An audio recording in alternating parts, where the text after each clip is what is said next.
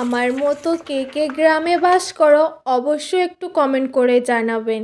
আর যারা গ্রামে থাকে তারাই জানে কত রকম পশু পাখির ডাক শোনা যায়। যাই হোক, আজকে আমি রান্না করব ডুমুর।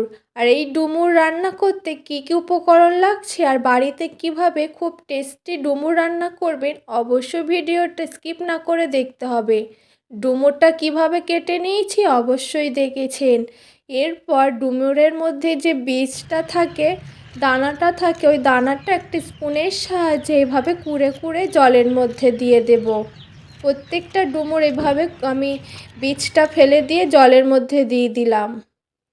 তারপর জল থেকে এভাবে ধুয়ে একটা কুলোর মধ্যে দিয়ে দিলাম।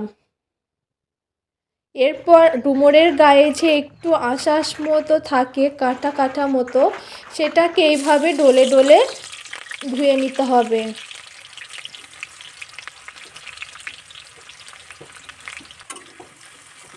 কড়াইতে বেশ কিছুটা তেল দিয়ে দিলাম। তেলের মধ্যে দিয়ে দিলাম পেঁয়াজ কুচি। পেঁয়াজটা লাল লাল হয়ে আসলে দিয়ে দিলাম আলু কুচি। আলু কুচিটা একটু ভেজে ভেজে নেব। এরপর আমি দেখিয়ে দেব ধুয়ে রাখা ডুমুরটা কেমন হয়েছে। আমার ধুয়ে রাখা ডুমুরটা এরপর দিয়ে দেব আলুর মধ্যে। আলু আর ডুমুরটা একটু ভালো করে ভেজে নেব।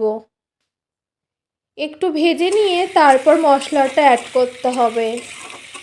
এইভাবে অবশ্যই একবার ডুমুর রান্না করবেন।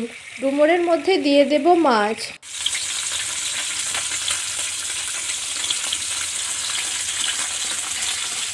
এখানে আমি পার্শে মাছ ব্যবহার করছি, আপনারা চাইলে চিংড়ি মাছও ব্যবহার করতে পারেন। আর দিয়ে দেব নারকোল কুচি আর ডুমুর আলু একসঙ্গে আবারও 30 সেকেন্ড মতন ভেজে নেব। ভেজে নেওয়ার পর দিয়ে দেব কিছুটা আদা রসুন পেস্ট। ওই চা চামচের 1.5 চামচ দিয়েছি আদা রসুন বাটা।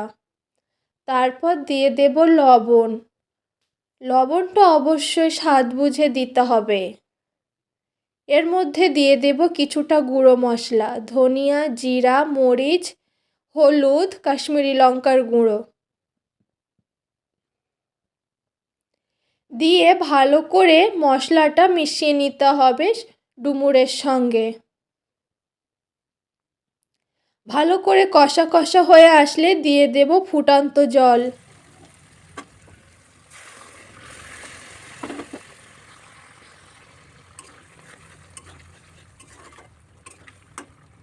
জলের পরিমাণটা এখানে আমি অল্পই দিয়েছি। তারপর ঢাকনা দিয়ে রান্না করে নেব।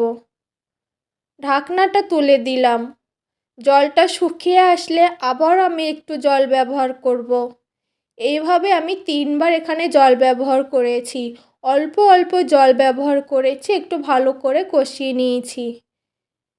এইভাবে অবশ্যই একবার ডুমুর রান্নাটা রান্না করবেন, দেখবেন কতটা টেস্টি হয়। আর ডুমুর খুবই একটা ঠান্ডা তরকারি, আমাদের শরীরের জন্য খুবই উপকার। আর এমন নূতন নূতন রান্না দেখতে অবশ্যই আমার পেজটাকে ফলো করবেন আর ইউটিউব থেকে দেখলে সাবস্ক্রাইব করবেন।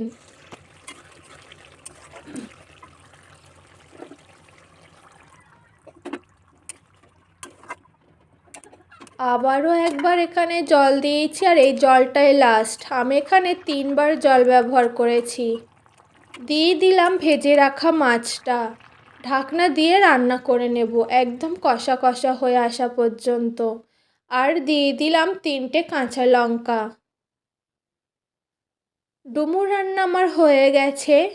ভিডিওটা কেমন লাগলো অবশ্যই কমেন্ট করে জানাবেন। আর এইভাবে অতি অবশ্যই একবার ডুমুর রান্না করবেন, দেখবেন খেতে কতটা টেস্টি হয়। আর পারলে অবশ্যই চিংড়ি মাছ ব্যবহার করবেন।